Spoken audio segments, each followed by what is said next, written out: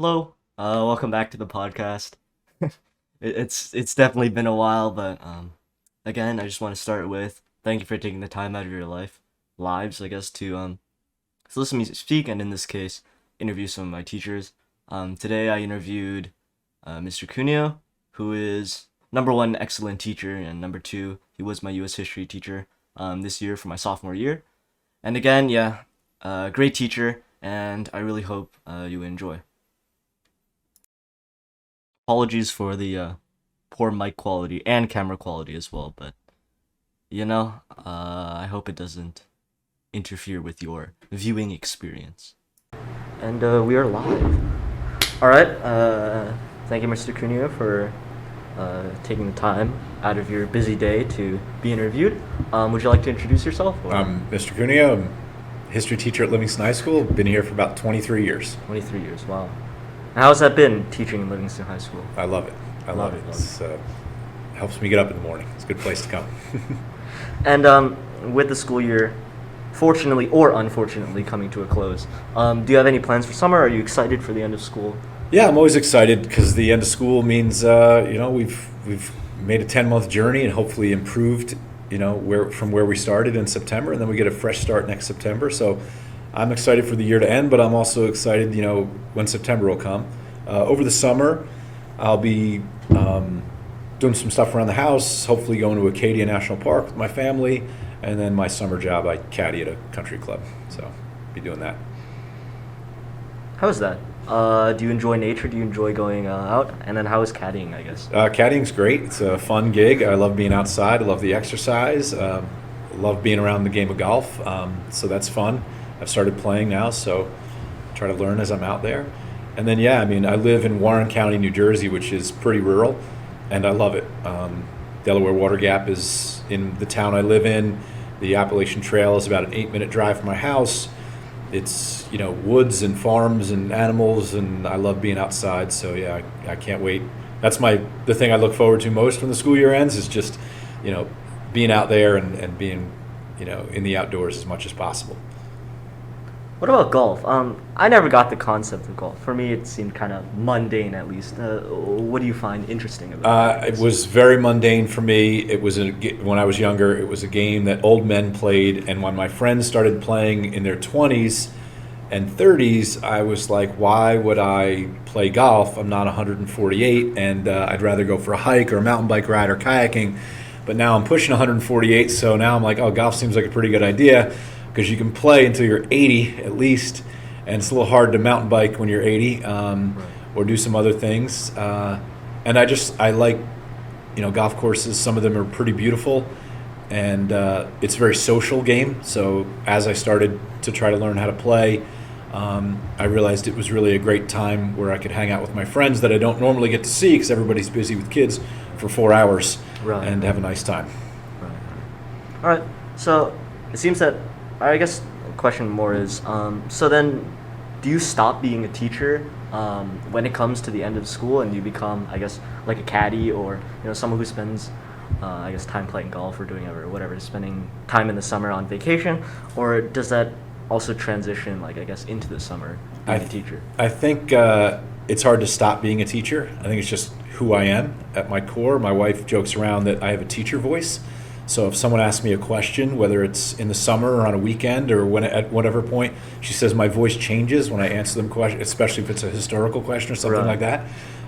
So I think I'm constantly a teacher.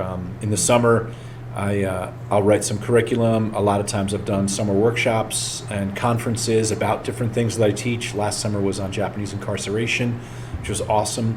So I'm always looking for more opportunities to learn, to help me be a better teacher. Even when I'm planning little day trips for my kids, I'm like, oh, if we go here, I feel like there's always an educational component in the back of my mind. I'm sure they love that. But I think I'm always a teacher, whether the school year is on or not. So when did you, decide to become a teacher? Was there a specific turning point, an inspirational figure, or some kind of event? Definitely. First of all, I was really fortunate my whole life to have great teachers. And I remember very distinctly sitting in my US 2 class, Mrs. Baggio's class at Fairlawn High School, and almost having an epiphany. I was sitting in the front row, and she was sitting on her desk, and we were talking. I don't remember what subject we were covering, but I do remember thinking, she seems like she's having a really good time. Like, this woman loves her job. It was so obvious to me. And then I looked around the room at my fellow classmates, and I thought, we're not so bad. We're okay to spend your time with. And that was the moment I started thinking more seriously about it, or thinking about it. And then I thought about, my phys ed teacher was the football PA announcer and the wrestling PA announcer and a track coach. And just, he made phys ed so much fun and really, really positive and upbeat. And then my wrestling coach, who I had a tremendous amount of respect for, was a teacher, and I could see he loved teaching and coaching. And it sort of all came together my junior year of high school. Like, this is something I think I might want to look into. And I remember very distinctly also talking to my senior year anatomy and physiology professor, Dr. Giglio, and he gave me some really great advice about becoming a teacher and what it was like. He was a veteran, and so a lot of my teachers inspired me. But the moment where I really considered it seriously was sitting in my US2 class as a junior. I see. And could you, I guess, provide some insight into the path you took? Like, Sure. Did you go off of high school? I think there's like graduate school for teachers. Yeah. How did that go for you? So I went to Rutgers, and I majored in history. Rutgers didn't have an education major, which I was happy about because I wanted to major in what I was going to teach. So I majored in history, and then I minored in education. So I took mostly history classes and then some education classes. And then we had to do a pre-student teaching, where once a week we went into a high school, or I went into a high school by myself, other students into other high schools, and observed a teacher. And he actually let me teach one lesson. I had no idea what I was doing, but he was supportive and helpful. And then after I graduated, then I did student teaching for a whole semester. And that, I learned a lot. I had a great cooperating teacher who really, really held me to high standards and pushed me. And then I started subbing because I didn't have a job right away. I finished my student teaching in January or December or whatever. And then I subbed that whole spring.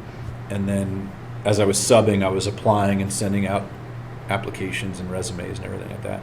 And then got my first teaching job, and then started graduate school to get a master's in teaching history. So that was the journey. And what would things look like if you had never, I guess, decided to become a teacher? If you had, I guess, you majored in history, would you eventually become a historian, or like, how would things? I don't know. I mean, I think if I was going to decide on something else, I don't know that I would have majored in history, because I had no desire to go to law school or anything like that. And that's what people used to joke around: if you were a history major, what are you going to teach or go to law school? There's other things, and I didn't know about those things until graduate school, about like public history and museum work and things like that.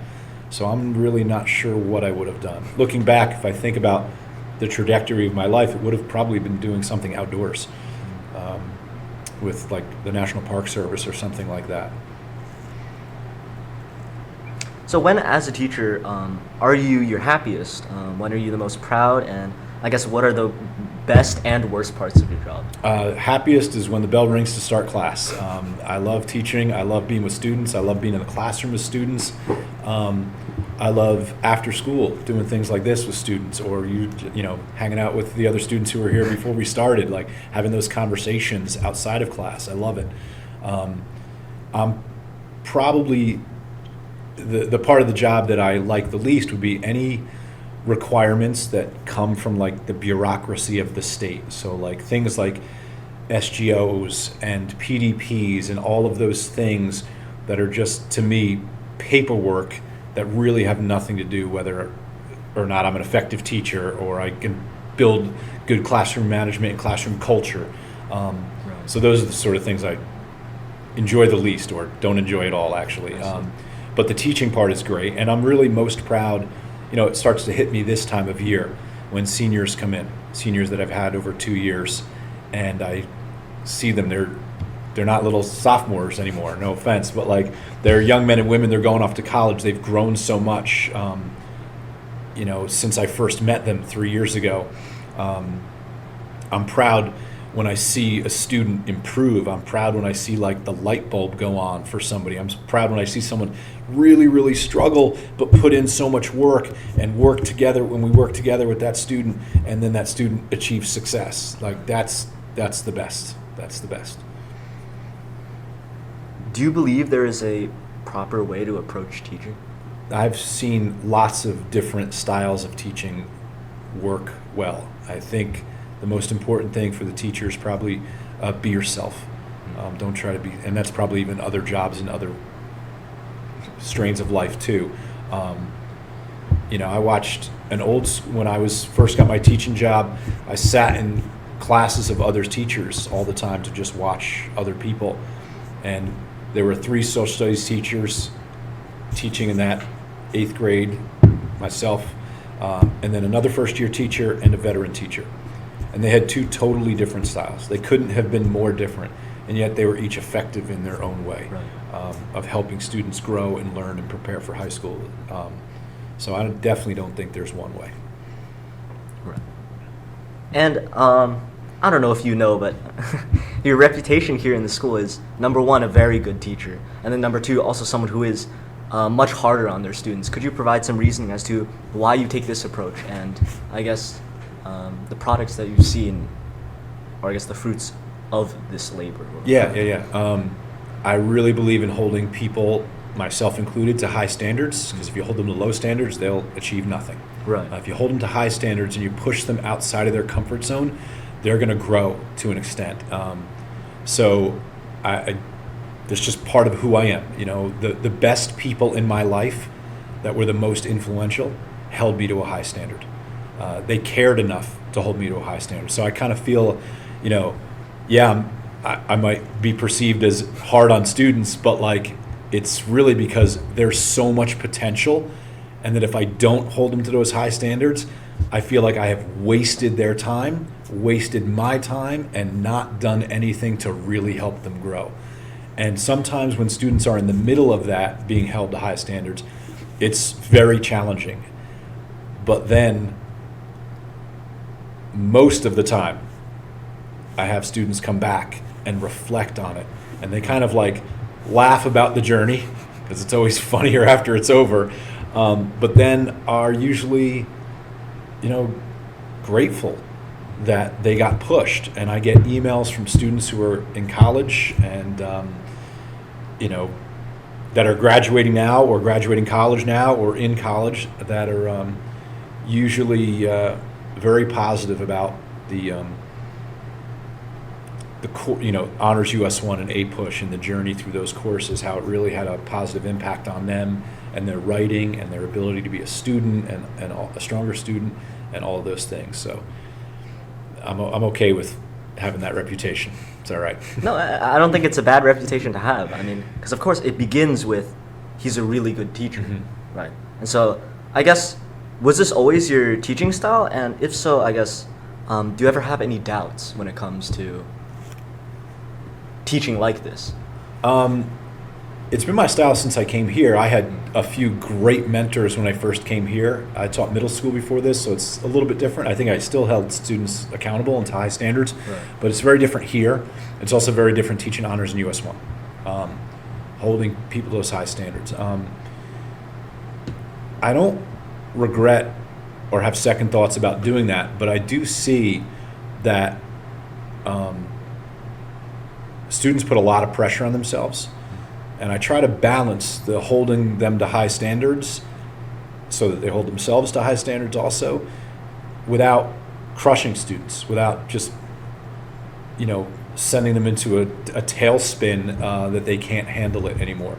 So it's not something that I have regrets about. It's something that I'm mindful of all the time. It's like, how hard can we push?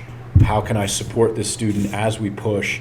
And also, like, is this student really ready to be pushed in this manner? Is this the right course for them? Is this the right place now? Maybe not now, maybe next year, but maybe now is not the right thing. So it's on my mind, definitely, as I teach.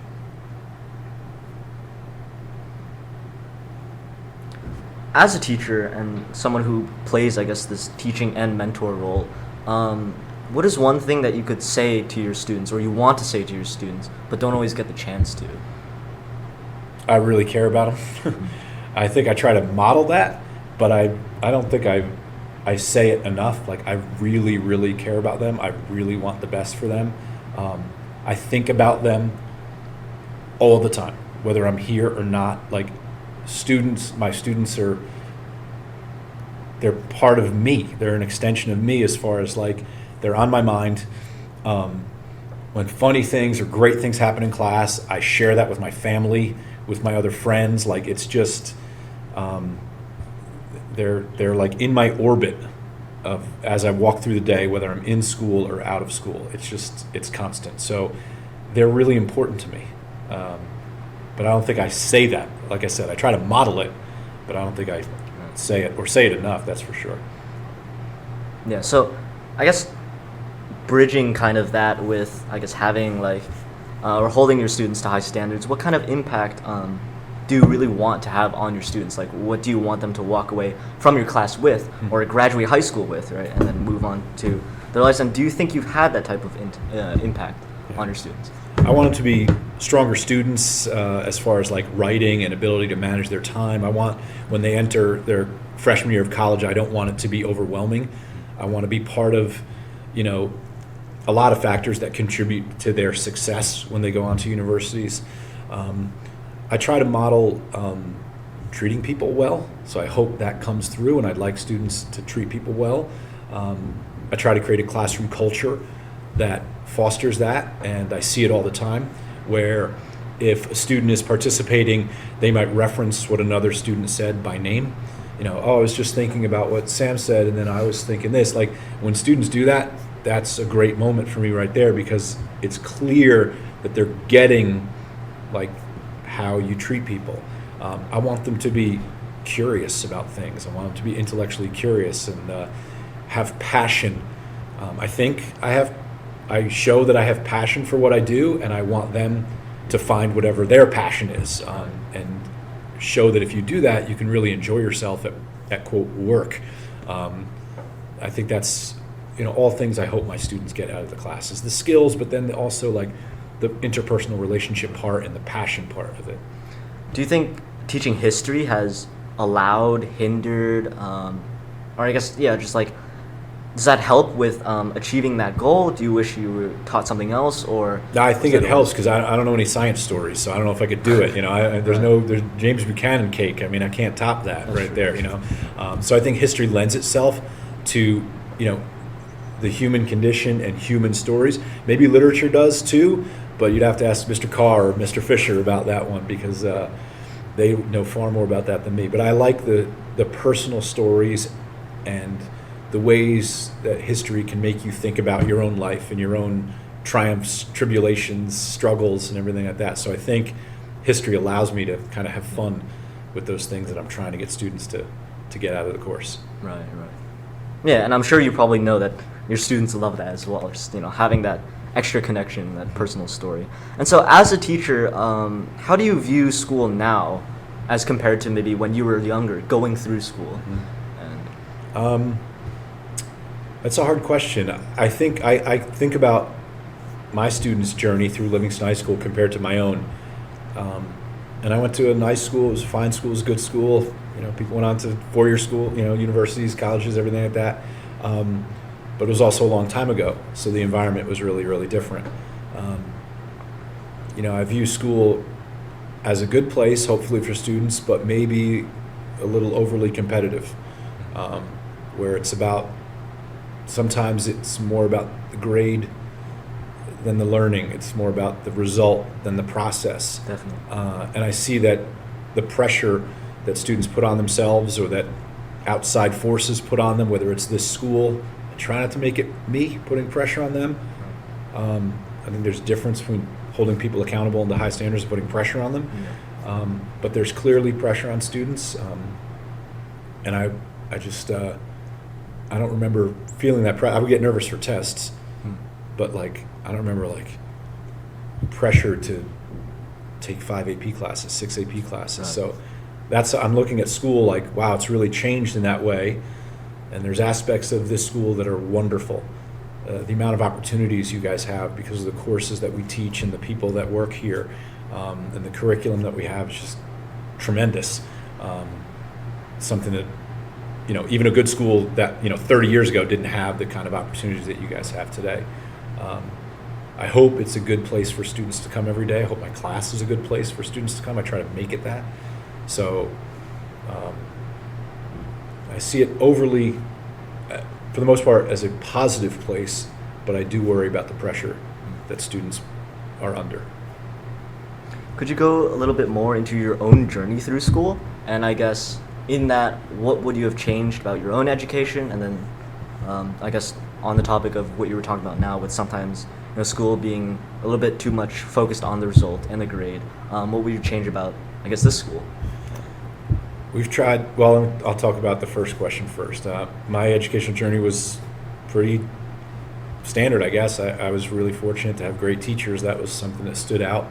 And school never was that hard for me. But then again, maybe I didn't challenge myself enough. Maybe I should have challenged myself more in school. But it was, I liked school. I liked my teachers. I liked being there with my friends. I liked being in class with my friend. I didn't mind going. I mean, obviously it's a grind, and some days you're like, ugh, right, I don't want to go. But overall, when I think back, it was pretty good. Yeah. And then what was the second part of the question again? I guess what would you change about your own school or the school you work in now? Yeah. I think Livingston. Yeah.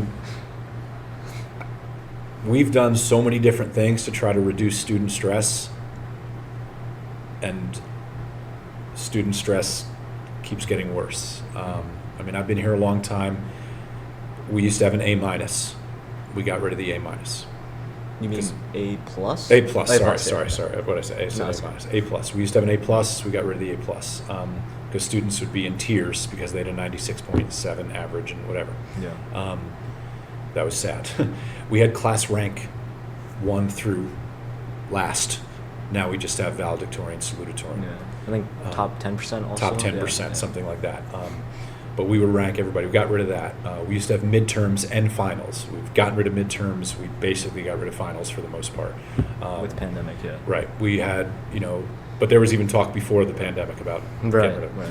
We had 4 marking periods with semester, marking period tests and grades and everything. So we went to semesters. We used to have 8 periods a day, and there were 40 minutes, and you just did the same thing. So we went to block scheduling. The list goes on and on and on. We added Lancer time. We have community, all these things. And I just think there's forces outside of our control, like the college admissions process, that no matter what we do here is what it is. So unless they go to no grades, no standardized tests, and you just write an essay or do an interview to get in, I think just the reality is that's going to be in the back of students' minds here anyway, where there's a big emphasis on going to college. I think another thing that we could do better is serve our students that don't want to go to college. I think the way we're set up is like an assumption that everybody's going to go or should go. And I think there's a lot of students that could benefit from a more vo-tech education rather than a college prep education. Their passion lies outside of your traditional academic journey through Livingston High School. Yeah, post-secondary. Right, and I don't know that we do enough for them. I think we try, but I don't know that there's enough here for them. Right. Okay. Thank you. I just want to open up the floor, not the floor, I guess, the mic, right? I keep saying the floor, but yeah, if you have any questions for me or... Yeah, what inspired you to start the podcast? So I really value connection with people, and then more specifically, I guess, just being able to talk with people. I hadn't realized this until, I guess, the pandemic, because that was, I think, a challenge for a lot of people. It was just connecting with people beyond, the phone call or the FaceTime or whatever it was, right? And yeah, I was always a very opinionated guy. So, but I've kind of steered away from, I guess, voicing my own opinions and more asking other people, because I value other people's opinions. And I think a lot of people hold a lot of wisdom that can definitely be applied to not only my life, but whoever watches. Yeah. Not that I do it for them. I do it more for them myself. So yeah. Mm-hmm. And how about like this year being in school versus the last year and a half? Like, how was that transition for you? And not just in my class, but just overall. Right. Yeah, I think originally it was really hard to like. So I know there was a hybrid option last year to come in, but I didn't choose that because, to be completely honest, I was too lazy to really make the commitment to come into school. But yeah, so that kind of led to nervousness and a kind of like worry when it came to being fully in school the following year, which sophomore year, and as well as being in 8th grade, right? Going to high school, but not really going to high school, going into fake online school, whatever, right? And then coming in as a sophomore, right? With this year being one of the more important years of your life, whatever the trope goes. But right, yeah. So I think at first it was kind of nerve-wracking, but after I think the original bump and then the realization that it's school again, I think I've begun to really enjoy it, especially with connection with classmates as well as teachers. Yeah. I think you transitioned well from the challenge of, like you said, fake school or whatever you want to call it, what last year was. Yeah. Right. So that's good. Yeah. And I'm really grateful you asked me to do this. I'm kind of honored to be in the company of Mr. Fisher, Dr. Jones, and be a subject that you felt you wanted to interview. It's really cool. It's really cool. Yeah. And anything else or? No, I liked one of your last questions here was about important advice to my younger self and to other people that enter school is definitely take on challenges and get out of your comfort zone. I've done it sometimes, and other times held myself back, and I see students doing the same thing, and it's like, no, it's okay. It's the only way we're going to grow and learn is by falling on our face once in a while and failing a little bit, and reaching out of your comfort zone would be great. And I think starting a podcast is just a cool thing, like just awesome. Like I'm going to just do this, even though I've never done it before. It's really cool. Yeah, I mean, I haven't been as committed as I would like to, but yeah, we're definitely with the end of school. I thought it'd be worthwhile to definitely reach out to students teachers who I believe really had a big impact, not only on myself but also my classmates and everything. So I guess we can start closing up. We're closing in on the 30-minute mark around, and yeah, I was going to ask the question of the important piece of advice, but you kind of answered that. I guess I can re-ask it in case you want to elaborate on anything. But I guess as an 8th grader entering high school, right, as a freshman, and then as a high school graduate entering college. Yeah, I mean, try new things, and like I said, get out of your comfort zone. When I got to Rutgers, it's a huge school, and I was only 17. I didn't turn 18 until October of my freshman year, so I felt like a very little fish in a very, very big pond. And I had friends from high school that were at Rutgers, so that helped. But someone banged on my door one day, and there was this huge 6'6" dude with red hair, and he said, "I heard you play lacrosse." I was like, "I played lacrosse in high school, but I was all right." He's like, "We have a club lacrosse team. You should play." I was like, "I don't know about that. I don't think I'm very good." He's like, "No, you should play club lacrosse. Like, it's really fun. It's a great time." And I was really reluctant because I'm like, maybe I'm not that good. I don't want to make a fool of myself. And, these guys are college guys. I felt so young there. Right. And he basically wouldn't let it go. So I was like, fine, when do you guys have practice? And he told me when it was. And I ended up playing for the next 3 years. I couldn't during my senior year because I was doing my honors thesis, but it was great. I met a bunch of great guys. Pete was the guy that, banged on my door that day. He's a great guy. And I don't know that I would have done it if he didn't push. My natural reaction was to be like, that seems like something I don't want to do, but I kind of did. But so I would say, like, join an organization, join a club. It's all the traditional things they say, but it's totally true. Like, get involved and don't be afraid to push yourself out of your comfort zone. Do you have any regrets in high school or college that you feel or you wish that you would correct? Yeah, I should have double majored in college. I should have been a history, political science major. I was history and education minor, and I took a bunch of political science classes, but I should have double majored. That's all. That's my only one. But otherwise, I had a great time. I had great classes, and I took on the challenge of my honors thesis, which was very much out of my comfort zone, and it beat me up in the short term, but in the long term helped me tremendously.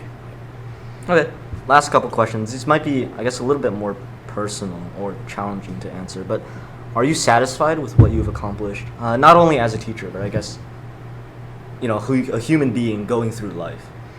Yeah, So far. I don't know if I'm ever satisfied where I'm like going to sit back and kick back and put my feet Right. up and rest on that. But I'm happy with things, how things have gone here at Livingston and what my students have accomplished, which I guess, if I'm their teacher, I guess I'm a piece of that. But that, like I said at the beginning, makes me pretty proud. I'm proud that I got two daughters that I think I'm a decent dad too, so that's pretty good. But I'm always trying to get better, always trying to think about, how I can improve as just a person. What could I do to be a better teacher? What could I do to be a better dad, husband, etc. So I wouldn't say satisfied. Satisfied seems to me like I'm good. Right. So I'm never good. I'm just Right. constantly trying to go. Well, that bridges then into my next and final question. Are you happy? Definitely, 100%. Yeah, I have such a blessed life where I love my job. I love the people I work with. This place is my second home and my second family. My family is, knock wood, healthy and good. I love where I live. I love the fact that we have crazy animals in the backyard where I live, and yeah, it's definitely pretty good. I'm really fortunate. Definitely. All right. That's it for me. I mean, if you do want to ask any additional questions. No, those are the two I wanted. I want to ask about your podcast All right, and all right. transition to school. So, yeah. Well, thank you, Mr. Cunha. Yeah, thank you so much, Sam. I appreciate it. Yeah.